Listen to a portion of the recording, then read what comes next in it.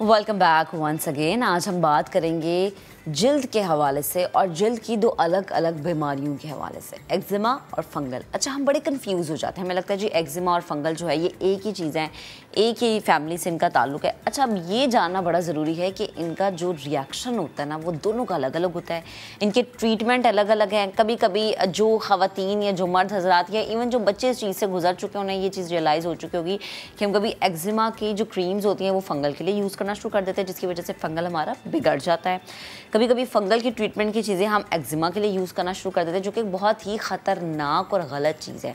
इसका इलाज क्या है, इसके सिम्टम्स क्या हैं, किस स्टेज पे जाके ये बहुत ज़्यादा ख़तरनाक हो जाता है और क्या ये आपकी बॉडी पर फैलता है या सिर्फ एक ही जगह पर हमें नज़र आता है। इन सब पर बात करने के लिए skin specialist doctor Kashif Malik इस वक्त मुझे ज्वाइन कर चुके हैं स्टूडियोज़ में। अस्सलाम वालेकुम डॉक्टर साहब, गुड मॉर्निंग, कैसे हैं आप? गुड मॉर्निंग आपको भी, और बहुत अच्छा टॉपिक है आपका, आपने बहुत अच्छा आपने इंट्रोडक्शन दिया है इसके अंदर कि ये बहुत बड़ी गलती लोग करते हैं। एक्जिमा को फंगल समझ के, फंगल को एक्जिमा समझ के, दो अलग अलग बीमारियां, दो अलग अलग ट्रीटमेंट, दो अलग अलग पिक्चर्स।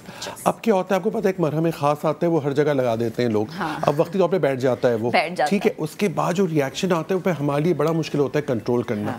तो ये आपका बहुत अच्छा टॉपिक है और इसको हमने आगाही देनी है अपने व्यूवर्स को। और मैं खुद मुर्शिद हॉस्पिटल में होता हूँ, जो कि एक हॉस्पिटल है जहाँ पे बलूचिस्तान और सिंध दोनों से बहुत पेशेंट्स आते हैं। तो एक्जिमा और फंगल इन्फेक्शन मुझे बहुत मिलता है। अच्छा, तो सबसे पहले मैं चाह रही हूँ हम जरा एक्जिमा पे बात करें कि जी क्या है एक्जिमा। बिल्कुल, एक्जिमा क्या है, आम जबान में एक्जिमा को हम चंबल बोलते हैं। ये इसकी वजूहात स्ट्रेस होती है, इन्फेक्शन होता है, फूड कुछ खाने से भी एक्जिमा हो जाता है, स्वेटिंग जिनको ज़्यादा होती है, अच्छा ज्वेलरी, जो लोग निकल एक प्रोडक्ट होता है उससे भी एलर्जीज हो जाती है लोगों को, रिस्ट वॉचेस से हो जाता है, परफ्यूम से भी हो जाता है। अच्छा, हेयर डाई का बड़ा हाथ है इसके अंदर, पैराफिनाइलमाइन डायरामाइन की वजह से, ये हेयर डाई की वजह से भी एक्जिमा हो जाता है। टैटू, सीमेंट, ये सब चीज़ें जो होती हैं उसकी वजह से हो जाता है। दूसरा चीज़ें होती है, कुछ लोगों को कुकिंग करने से रेडनेस हो जाती है। तो इसका ट्रीटमेंट सबसे बड़ा है अवॉइडेंस ऑफ द कॉज, क्या वजह है, ठीक है, इम्यूनिटी बढ़ानी है। मैं मल्टीविटामिन का बहुत बड़ा फ़ैन हूँ, मैं कहता हूँ हर किसी को मल्टीविटामिन खानी चाहिए।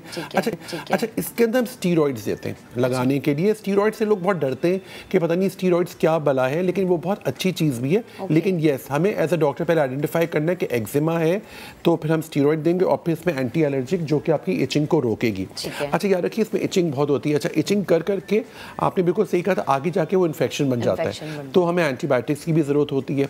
ये बहुत बड़ा प्रॉब्लम है और लोग बहुत ज़्यादा परेशान होते हैं। अक्सर लोग ये भी कहते हैं कि भाई एक्जिमा कभी ख़त्म नहीं होता, ऐसी बात नहीं है, काफ़ी हद तक कंट्रोल हो जाता है। मैं इसके अंदर ब्लड टेस्ट करवाता हूँ। अच्छा, CPESR, IgE, जैसे मेरे पास मुर्शिद हॉस्पिटल में बहुत सारे लोग एक्जिमा के साथ आते हैं। ये जो पानी की वजह से है या स्ट्रेस की वजह से है या यूजुअली सीमेंट है, ओवर क्राउडिंग है, उनकी वजह से उनकी बॉडी पे पैचेस पड़े हुए होते हैं। अच्छा, इसका उभरा हुआ पैच होता है usually. On the other hand जब हम बात करेंगे फंगल इन्फेक्शन, जो आम जबान में फंगल इन्फेक्शन क्या है, दाद है, रिंग वर्म कहेंगे। इसमें गोल गोल दायरे बने होते हैं अक्सर, इसके अंदर स्कैल्प पे होता है, सर पे होता है, फेस पे, बॉडी पे, फुट पे। इसके अंदर स्टीरॉइड्स हम यूज़ नहीं करेंगे, याद रखिएगा। इसके अंदर हम अलग ट्रीटमेंट है, एंटी फंगल टॉपिकल भी देते हैं। अच्छा, ज़्यादातर चूँकि मेरे पास मुर्शिद हॉस्पिटल में बहुत सारे पेशेंट पूरी बॉडी में उनका फंगस फैला होता है और फिर वाइफ को या बच्चों को या किसी और को भी ट्रांसफ़र हो जाता है। एंटी एलर्जिक भी देंगे और एंटी फंगल सोप देंगे। एक चीज़ का ख्याल रखिएगा कि फंगस के अंदर हमें ये ख्याल रखना है कि वो कहाँ से शुरू हो रहा है। जितना जल्दी आप हमें रिपोर्ट करेंगे उतनी जल्दी उसका ट्रीटमेंट आसान और सस्ता होगा। उसमें हम आपको सिर्फ एंटी फंगल क्रीम्स दे देंगे, आपको सोप्स दे देंगे, अगर खारिश है तो एंटी हिस्टामीन या एंटी एलर्जिक दे देंगे। लेकिन अगर बढ़ जाता है तो आपको पता है ओरल एंटी फंगल टैबलेट्स आती हैं, आइट्रोकोनाजोल है, डिफरेंट है, उसको फिर देना पड़ता है, जो कि मैं अवॉइड करता हूँ। लेकिन ऐसी बात होती है, आपको पता है पेशेंट बस आखिरी में पूरी दुनिया की मरहम लगा के, गलत मरहम जो मैंने आपको बताया है वो क्या होता है, फिर फंगस बैठ जाता है और फिर वो और निकल जाता है। अच्छा, मुझे बताइए डॉक्टर साहब, जैसे कि आपने कहा जी फंगल ये है कि ये आपकी फैमिली हिस्ट्री बड़ी मैटर करती है। अगर आपके फादर या आपकी मदर को कोई स्किन डिजीज है तो ये बच्चे में ट्रांसफर हो जाता है। बिल्कुल सही अच्छा, तो ये इसमें कोई एज की लिमिट नहीं होती कि लाइक इस एज से हुआ है और ये फिर पूरी जिंदगी आपके साथ, मैं सिर्फ फंगल की बात कर रही हूं, पूरी जिंदगी फिर आपके साथ चलता आ रहा है, वक्त इलाज हो गया, या फिर एक दफा अगर आपने ट्रीटमेंट करवा लिया आप पूरी जिंदगी पुरसुख? अच्छा, फंगल ऑन द कॉन्ट्रेरी बहुत बेहतर है, ये आपकी फैमिली में नहीं होता। ये ज़्यादा गंदे पानी की वजह से हो जाता है, ओवर क्राउडिंग की वजह से, तौलिए से दूसरे की यूज़ कर ली, तो अल्हम्दुलिल्लाह इसका बहुत अच्छा इलाज है, लेकिन पूरे घर का इलाज करना होता है। अच्छा, मैं फंगल को पूरे घर, क्योंकि एक से दूसरे को लग जाता है, जिस घर में पेट्स हैं, एनिमल्स हैं, डॉग है, कैट है, मुर्गियाँ हैं या कोई ऐसी एनिमल्स हैं, उनसे भी लग सकता है आपको। हमारे पास बकरीद पे बहुत आते हैं फंगस के, क्योंकि लोग बकरा बच्चों के बाद बहुत ज़्यादा सर पे आता है, बहुत ज़्यादा फंगस आता है, तो लेकिन बहुत ट्रीटेबल है और अगर पूरे घर का ट्रीटमेंट हो तो ये बिल्कुल ख़त्म हो जाता है। ऑन दी अदर हैंड जो एक्जिमा की बात हम करते हैं वो फैमिली में हो सकते हैं, एटोपिक डर्मेटाइटिस कहते हैं। आपने कहा छोटे छोटे क्यूट क्यूट बच्चे लाल लाल गोल निशान होते हैं सर्दियों में खासतौर पे, वो एटोपिक डर्मेटाइटिस होता है। जैसे ही बच्चा बड़ा होता है 5 साल के ऊपर तो काफ़ी हद तक कंट्रोल हो जाता है, बल्कि ख़त्म भी हो सकता है जी खुद ही। उसके अंदर होता है हमें इमोलियंट्स देने पड़ते हैं, उनका ख्याल रखना पड़ता है। शुरू से बच्चे की आदत हम बता दें क्योंकि जैम, जेलीज, मामलेट्स, मेयोनीज, मस्टर्ड बाहर की चीज़ें ना खाए, नेचुरल चीज़ें लें। उस बच्चे को जो कवर करें वो कॉटन से कवर करें, घर में कोई स्मोक ना करे। एक चीज़ रखें, इन्वायरमेंट घर का बहुत साफ़ हो, पेड़ पौधे दरख्त ये सब कम से कम उसका एक्सपोजर हो, पानी साफ़ सुथरा हो। पानी के लिए तो मैं बहुत ईजी एक बोलता हूँ, हमने सब पेशेंट्स को बाल्टी में पानी निकालें, फिटकरी डाल दिया करें। फिटकरी डालने से काफ़ी हद तक प्योरीफाई हो जाता है। बिकॉज पानी आजकल काफ़ी टैंकर का जो होता है वो काफ़ी बोरिंग वाटर होता है, that's not good for health. एक तौलिया सब इस्तेमाल ना करें। तो याद रखिए ये दोनों साथ साथ। अच्छा कभी कभी ऐसा होता है कि आपका जो फंगस होता है वो एक्जिमा में भी तब्दील हो जाता है। आपको खुजला दिया कि पूरा एक्जिमा बन गया, तो उसमें दोनों की ट्रीटमेंट भी हम साथ साथ करते हैं। तो लेकिन आइडियली ये कि हमें सबसे पहले इसको आइडेंटिफाई करना है, फंगस अलग है जो कि दाद है और एक्जिमा अलग है जो कि चंबल है। दोनों की कॉजेज अलग है, दोनों का टाइम अलग है।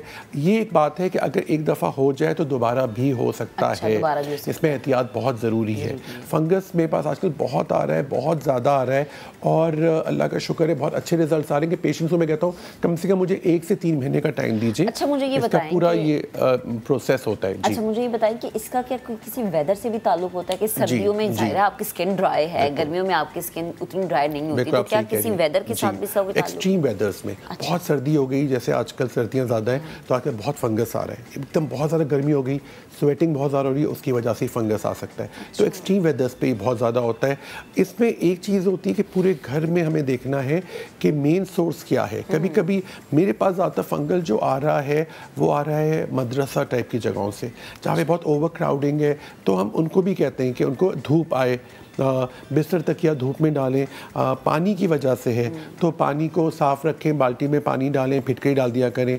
जैसे मैं आपको बता रहा हूँ बार बार कि मैं मुर्शिद हॉस्पिटल में होता हूँ तो मुझे इसमें बहुत वैरायटी ऑफ केसेस मिलते हैं। एक्जिमा ही बहुत आ रहा है और फंगस भी बहुत आ रहा है, क्योंकि वहाँ पे पानी जो इतना साफ़ नहीं आ रहा है, उसकी वजह से ओवर क्राउडिंग है, लोग के बाकायदा निशान होते हैं। अच्छा बच्चों के सर पे बहुत आ रहा है, अच्छा फिर उसमें इन्फेक्शन भी हो जाता है। अच्छा लोग क्या होता है पता नहीं क्या क्या मरहम लगा रहे होते हैं। मेरी एडवाइस है, मेरी ये रिक्वेस्ट भी है कि आप फ़ौरन हमें दिखाइए, हम एक्सेसिबल होते हैं आपसे। और आपके इस ज़बरदस्त चैनल के थ्रू मैं ये कहना चाहूँगा कि आप अगर आपके थ्रू आते हैं तो आपको जो भी आप कहेंगे कंसेशन भी दे देंगे, और अगर चाहेंगे तो फ्री में भी देख लेंगे, लेकिन आप रियल में तो दिखाइए ना, बिकॉज़ पिक्चर्स बिल्कुल डिफरेंट आती है। बजाय इसके कि आप खुद डॉक्टर बन जाएं ना। और आपको पता है दोनों की तस्वीरें, मेरे पास तस्वीरें बहुत आती हैं, बहुत पेशेंट में थे, दोनों की तस्वीरें काफ़ी हद तक एक सी होती हैं, लेकिन जब से आप रियल में ना देखें, अब हर एक्सपीरियंस इतना हो गया तो हम इसको डिफरेंशिएट करके उसका अलग ट्रीटमेंट है, उसका अलग ट्रीटमेंट है, तो फिर फ़ायदा होता है। अच्छा इसमें सबसे ज़्यादा मुश्किल फंगल का ट्रीटमेंट है या फिर एक्जिमा का, जिसमें पेशेंट जो है एक अलार्मिंग स्टेज तक पहुंचे तो ट्रीटमेंट बड़ा मुश्किल हो जाता है? एक्चुअली मुझे लगता है एक्जिमा ज़रा मुश्किल है, क्योंकि एक्जिमा ज़रा लंबे टाइम तक चलता है। एक्जिमा में देखिए सबसे पहले तो अवॉइडेंस, जैसे किसी को ज्वेलरी से या रिस्ट वॉचेस से हो रहा है तो अवॉइड करना है उनको, ठीक है। अपनी इम्यूनिटी अच्छी रखनी है, अपनी तबीयत सही रखनी है, प्रिकॉशन आपको लंबे टाइम तक लेना होता है। फंगस में ये कि जैसे ही आपका वो ओवर क्राउडिंग, पानी का मसला सॉल्व हो गया, पूरे घर का इलाज हो गया तो वो ख़त्म हो गया, लेकिन ये कि दोबारा भी आ सकता है। अच्छा मैं एक ब्लड टेस्ट ज़रूर कराता हूँ जो कि डायबिटीज़ का है, HbA1c।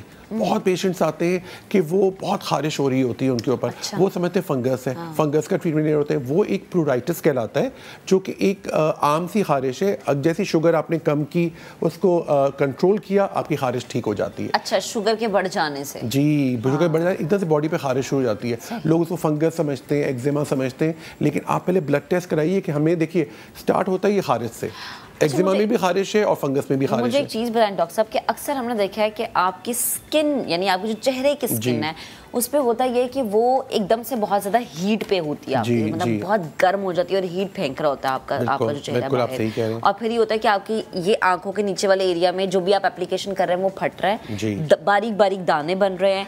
ये होता है आपके साथ मोस्टली हफ्ते में एक दफ़ा या महीने में एक दफ़ा है।